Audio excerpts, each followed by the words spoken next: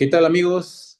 Nuevamente este programa Justicia y Cultura. Estamos en estos momentos con un gran invitado, Roy Mendoza, abogado por la Universidad Mayor de San Marcos, con estudios de maestría en Derecho Constitucional, Derechos Humanos, especialista en materia constitucional y electoral, ex asesor del Pleno 3 del Jurado Nacional de Elecciones, asesor de agrupaciones políticas, abogado litigante y socio fundador del estudio jurídico Roy Mendoza y abogado. ¿Qué tal, Roy? Juan, qué gusto estar aquí contigo. Gracias por la invitación y dispuesto a charlar cualquier duda u observación que se vaya presentando durante el desarrollo del tema. Bueno, vemos que en los últimos meses ha habido innumerables reformas en materia electoral desde el Congreso y bueno, creemos que ha habido también modificatorias constitucionales, creo que cerca de 53 modificaciones constitucionales. ¿Nos puedes comentar primero cómo va el tema de las elecciones para el año 2026? ¿Cómo es que viene el cronograma electoral primero y luego pasaremos a hablar sobre las principales reformas ahora que ya no va a ser Congreso, sino Cámara de Senadores y Cámara de Diputados? Cuéntanos, Roy. Claro, mira, en el año 2026 vamos a enfrentar un año electoralmente cargado. Vamos a tener más de 6 procesos electorales. Vamos a elegir plancha presidencial. Vamos a elegir diputados, proceso electoral para elegir senadores, proceso electoral para elegir al Parlamento andino, y en octubre vamos a elegir vamos a ir a las elecciones municipales y también vamos a ir a las elecciones regionales. Entonces, todo ese escenario electoral se nos viene para el 2026. Ahora, lo que se viene inmediatamente también es el cronograma, ¿no? El cronograma que va a salir inmediatamente después de que la presidencia convoque a elecciones. Y según la ley 32058, ahora las elecciones generales tienen que ser convocadas 365 días antes del día de la elección. Esos 365 días como plazo máximo se vencen este 12 de abril, con lo cual este 12 de abril tiene que, como fecha máxima, comunicarse, lanzarse la convocatoria. Ahora, esta fecha no es solamente referencial, sino tiene una importancia desde el plano legal y de la participación política también, porque a esa fecha, al 12 de abril del 2025, un año antes al día de la elección, se va a determinar qué partidos políticos finalmente van a ser los que van a participar en las elecciones de abril del 2026. La norma electoral señala que participan en los procesos electorales los partidos que cuentan con inscripción vigente al plazo límite o a la fecha límite de convocatoria de elecciones. Y esto va a ser el 12 de abril. ¿Qué pasaría, Roy, en los casos donde, por ejemplo, un partido termina de inscribirse a fines de marzo y ya tenemos vencido el tema del plazo para inscribirse para candidato a senador, candidato a diputado, candidato a presidente? ¿Qué va a pasar con esos partidos?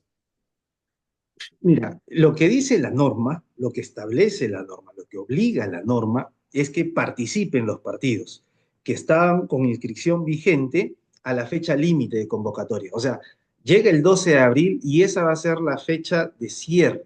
Va a haber un corte. Hasta el 12 de abril, ¿cuántos partidos políticos tenemos inscritos en nuestro registro electoral? Hasta el momento tenemos 39. 34 más están en vías de inscripción. Por ahí dos o tres que ya cuentan con síntesis, es decir, están a un paso de la inscripción, a puertas de la inscripción.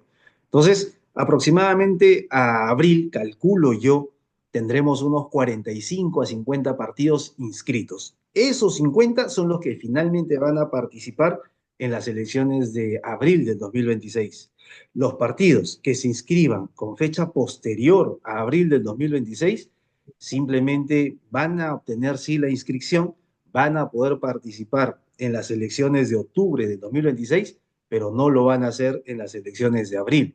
Y eso no significa que vayan a perder la inscripción, porque hay que recordar que la norma electoral señala, se pierde la inscripción si el partido político inscrito no participa en un proceso electoral de elecciones generales, ¿no? Esa norma no se va a aplicar a los partidos que se inscriban con fecha posterior al 12 de abril del 2025. Definitivamente, y la postulación para los candidatos a senadores, diputados o en todo caso para presidentes o vicepresidentes, ¿tienen el camino abierto estos partidos que al haberse vencido ya el plazo para la elección de diputados y senadores y candidatos a presidentes y vicepresidentes, tienen ese plazo todavía vigente o consideras A que ver, ya no estaría vigente un plazo para ellos? la ley 32058 estableció dos plazos. Un primer plazo para participar en las elecciones de abril del 2026, son elecciones generales.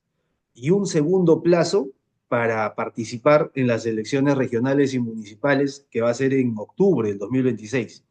El primer plazo lo fijó al 12 de julio, es decir, todos aquellos que se hayan afiliado al 12 de julio del 2024 a un partido político podrán participar en las primarias y consecuentemente en las elecciones generales.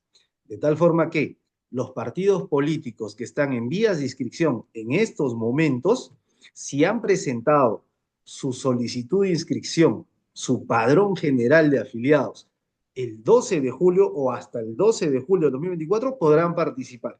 Pero si los partidos políticos presentaron con fecha posterior al 12 de julio, también se les complica el tema de la participación. Pero la jurisprudencia del Jurado Nacional de Elecciones ha omitido muchas veces ese requisito de afiliación, en tanto que el partido llegó inscrito al 12 de abril del 2025 y por tanto sí está habilitado para participar en las elecciones. La segunda fecha que estableció la 32058 fue la de cierre para participar en las elecciones regionales y municipales de octubre del 2026 y la fijó en el 7 de octubre. Todos aquellos que se encuentren afiliados al 7 de octubre del 2024 podrán participar, estarán habilitados para participar en las elecciones primarias, ¿no? Y posteriormente en las elecciones regionales y municipales. Las primarias son unas elecciones previas, internas, donde se va a fijar las candidaturas que finalmente van a participar en las elecciones, ya sea generales, ya sea regionales y municipales. Bien, Roy, y dime, ¿y cómo va con el tema de la reelección? ¿Va o ya no va esa norma que fue, bueno, rechazada últimamente en la última legislatura por parte del Congreso? Fue rechazado tanto la anulación de de los movimientos regionales como también fue rechazado el tema de la reelección. ¿Qué opinas? Sí, ¿Se da la reelección o ya no está cerrado ese tema?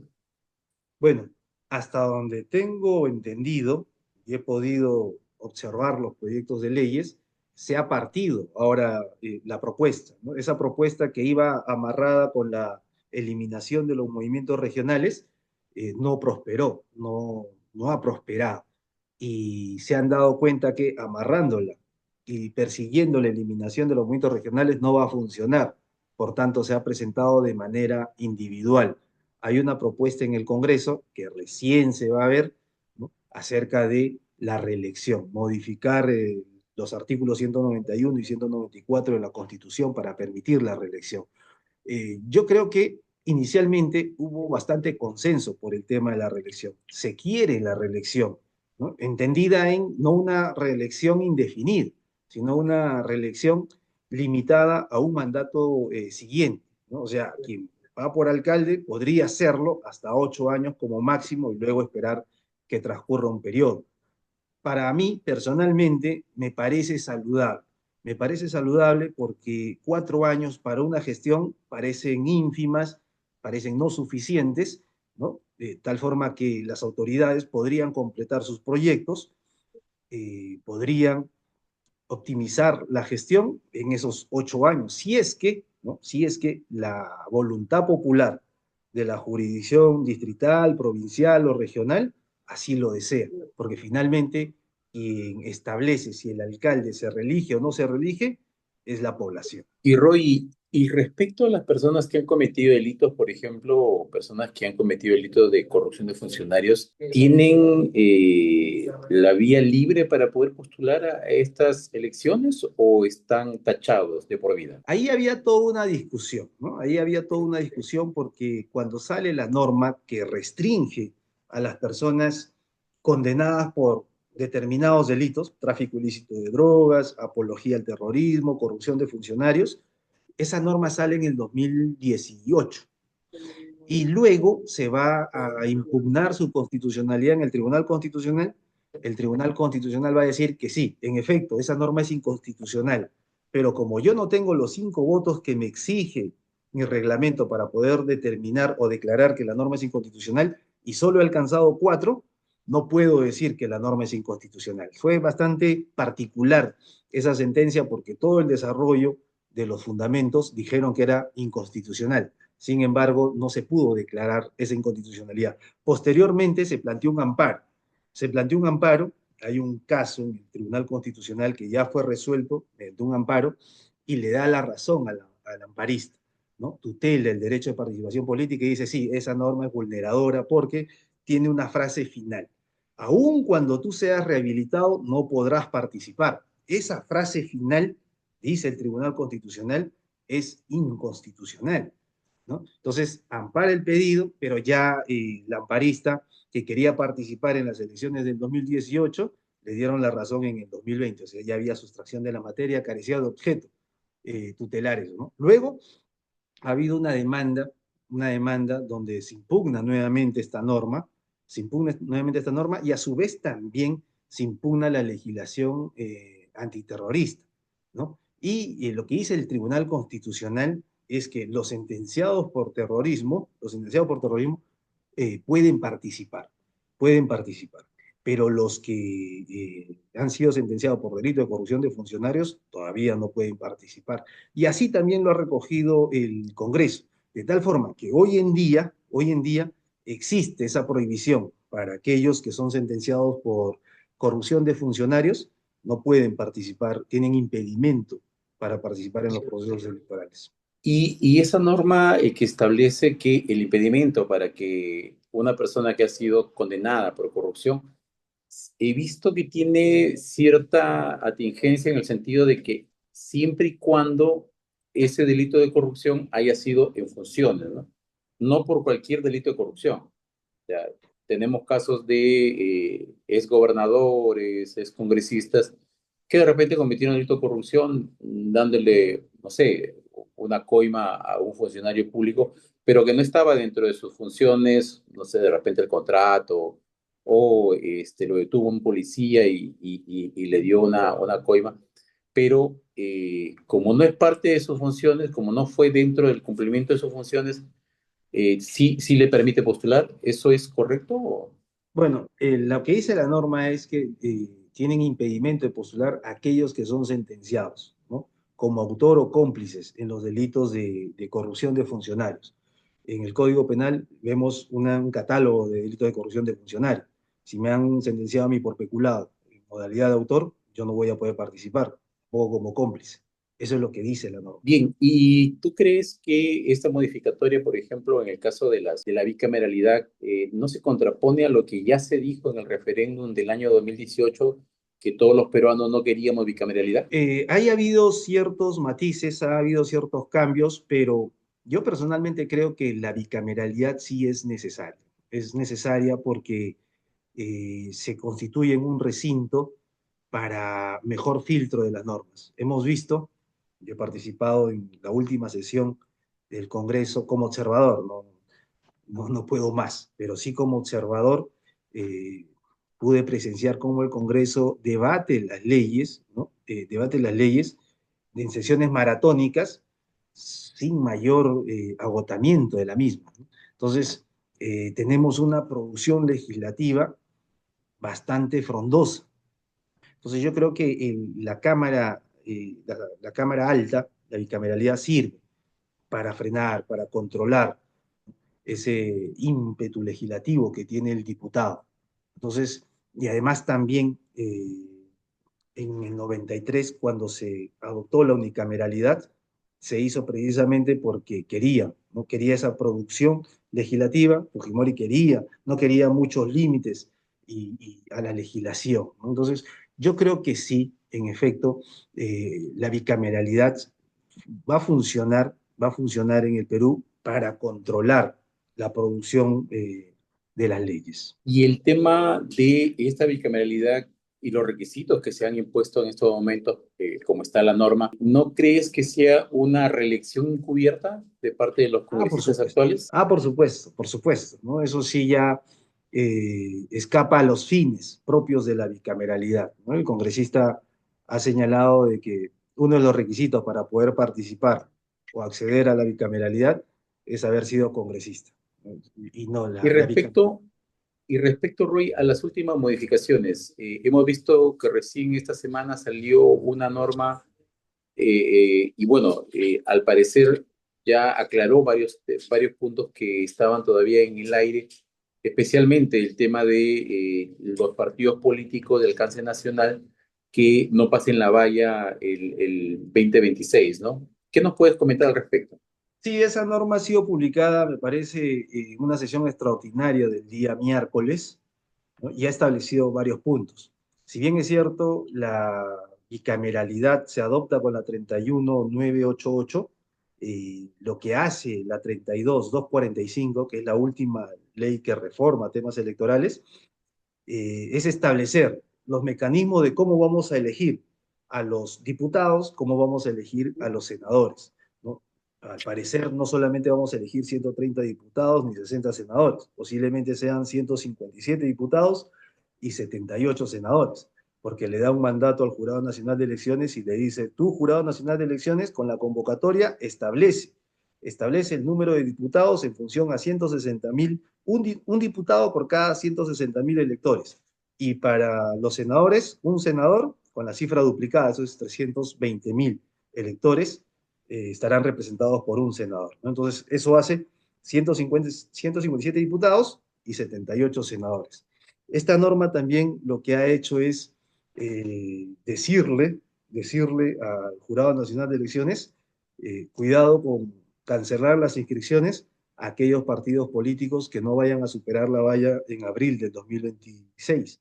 Si no se supera la valla en abril del 2026, se va a poder participar en las elecciones de octubre del 2026, en las elecciones regionales y municipales. ¿Por qué? Porque la cancelación de la inscripción del partido político recién se va a hacer en enero del 2027. Y a su vez también esta ley 32245 establece un incentivo a las alianzas electorales. Las alianzas electorales, por lo general, requerían un 6%, ¿no? Para poder pasar la valla, si el partido político iba solo, requería un 5% de los votos válidos a nivel nacional para el Parlamento. Ahora, lo que dice la norma, perdón, en las alianzas se pedía el 6%. Si el partido iba solo, 5%. Si el partido va en alianza, 6%. Y se adicionaba un porcentaje más por cada partido que se adicionaba. De tal forma que si yo tengo 3 partidos, me requerían el 7%. 4 partidos, el 8% y así sucesivamente. Con esta norma lo que se hace es decirle a las alianzas que hay incentivos, ¿no? Forma alianzas, ¿por qué? Porque ahora te voy a pedir solo el 5%. Y si adicionas uno, dos, 3 partidos, independientemente de la cantidad de partidos que se adicionen, te voy a exigir adicionalmente 1%, o sea, el 6%, y ahí se cierra, ¿no? Es un incentivo para que los partidos políticos vayan en alianzas en abril de 2026. Y luego también establece que para las elecciones regionales y municipales, y solo para las elecciones regionales y municipales del año 2026, los partidos o los movimientos regionales que participen en esas elecciones puedan considerar el 30% de invitados en sus listas. ¿Quiénes son los invitados? Los invitados son los candidatos directamente designados, aquellos candidatos que no van a pasar por las primarias, porque todo aquel que quiera ser candidato tiene que pasar por elecciones primarias. Entonces, el invitado se prescinde esa etapa, no va a las primarias, ¿no? Y me parece que ahí sí el legislador se equivocó porque darle o concederle esa condición de invitado a quien va a ser cabeza de la lista, ¿no? Ya sea alcalde, ya sea gobernador o vicegobernadora, como que le resta seriedad a la construcción de la propia lista, ¿no? Yo creo que la cabeza, quien lidera la lista, debe dar el ejemplo de afiliación, porque con la afiliación se hace partido, ¿no? Y la creación de los partidos precisamente es para participar en los procesos electorales, la formación de cuadros, ¿no? Y eso, en ese aspecto, parece que estamos retrocediendo. Y Roy, ¿y qué pasó con el tema de la paridad de género? ¿Va en estas elecciones o ya no es considerada la paridad de género que fue considerada para las elecciones pasadas donde participamos nosotros y, bueno, fuimos tachados justamente por eso, ¿no? Por el tema de la paridad de género. Eso fue regulado con la ley 32058. La ley 32058 elimina precisamente las causas por las cuales excluyeron tu candidatura, apreciado Juan, ¿no? Entonces, si esa norma hubiese salido en el 22 o en el 21, ahorita te tendríamos de repente como gobernador ahí en Lambayeque, ¿no? Pero esa norma se demoró, ¿no? Y esta norma, la 32058, suprime, elimina, deroga la, la paridad perdón, la paridad horizontal. ¿Qué significa esto? Si el partido político va a participar en elecciones regionales y va a presentar 20 propuestas en 20 regiones, 10 tienen que ser encabezadas por varones y 10 encabezadas por mujeres. Esa era la paridad horizontal. De tal forma que cuando el jurado electoral especial calificaba esas fórmulas presentadas y eliminaba de esas 10 mujeres que encabezaban los gobiernos regionales, validaba 8. Y de los varones validaba 5.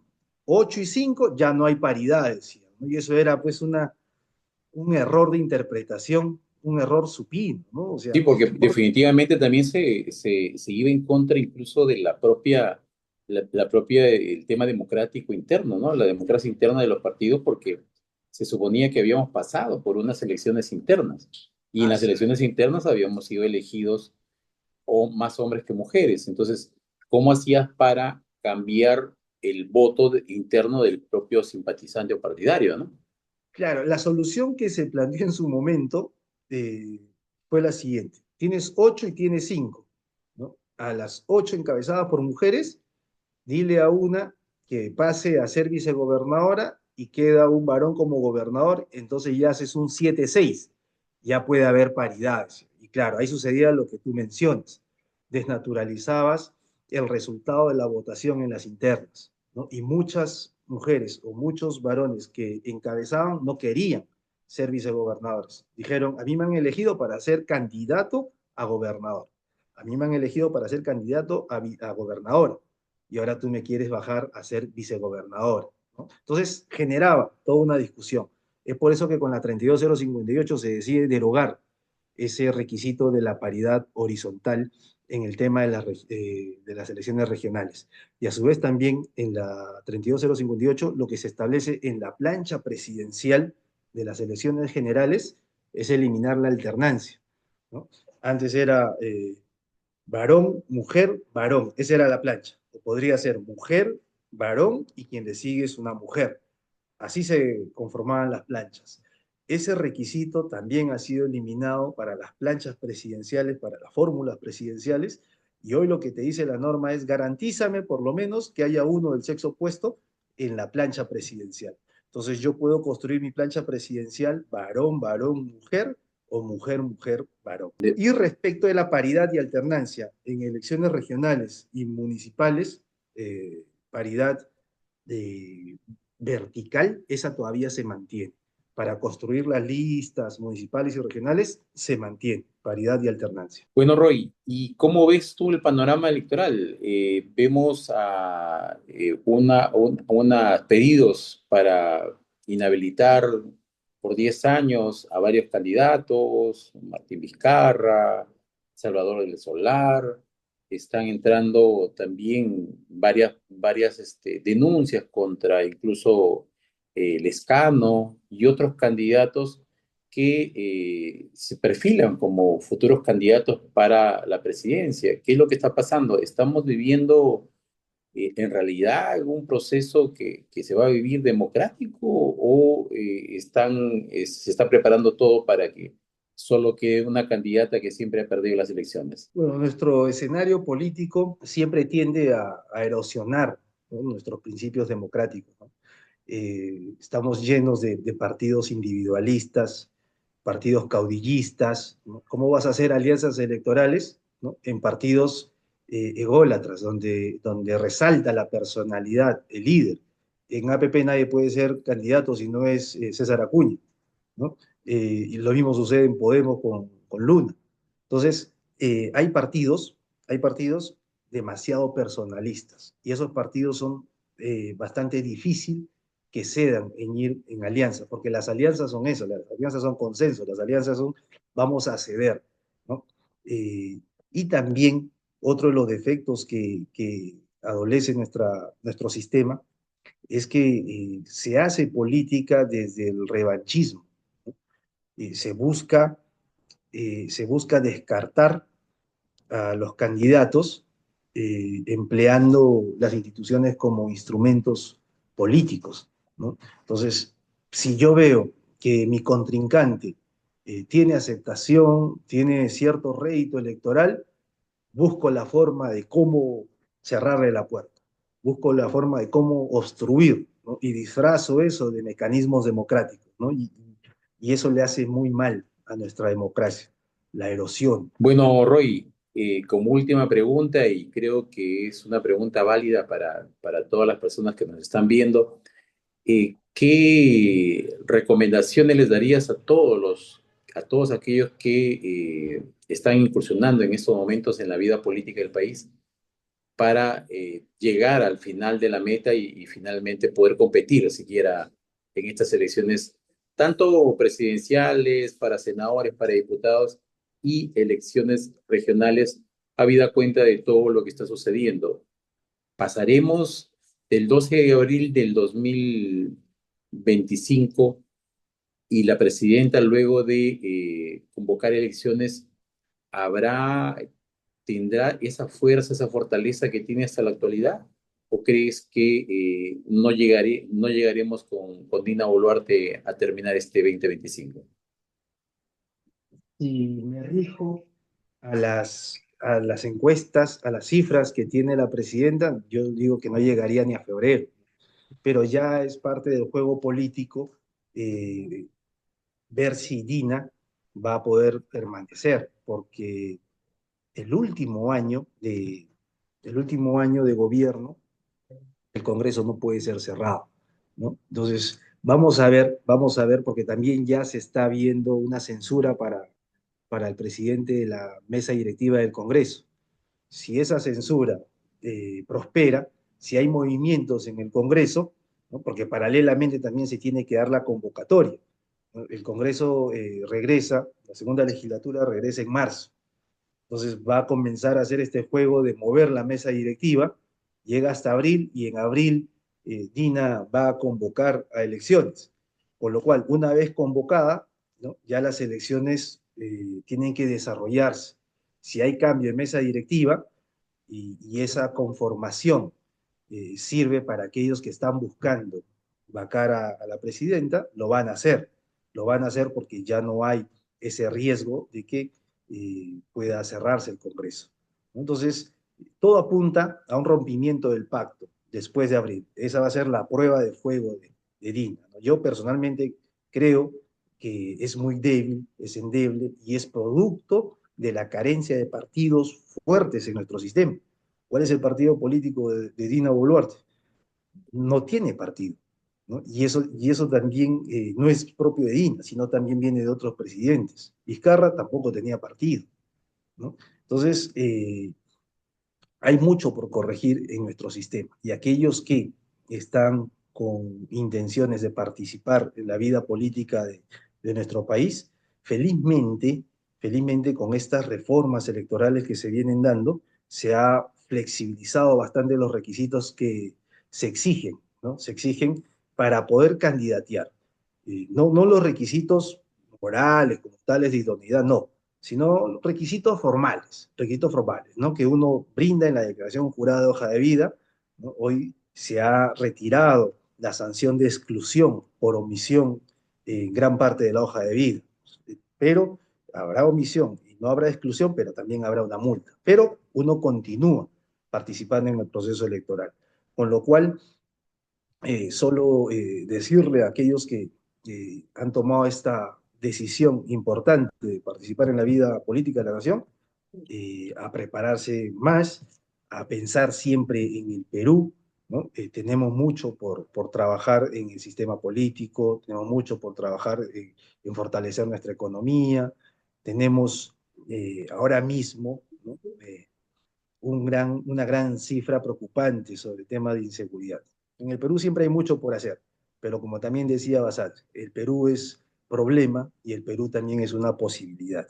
Y en eso deben encaminarse todos los candidatos, todos aquellos que piensan hacer política en nuestro país. Muy bien, Roy. ¿Y qué se nos avecina el 2026? ¿Tendremos otro gobierno temporal de un año, de 2 años? ¿Seremos otra vez, habrá un golpe de Estado? ¿Tendremos otra vez a un presidente que no termina su gobierno? ¿Tendremos un Senado y una Cámara de Diputados de repente que no tampoco termina su ejercicio en el cargo, ¿no? Vamos a ver qué pasa este 2026 y qué se nos avecina para más adelante, Roy.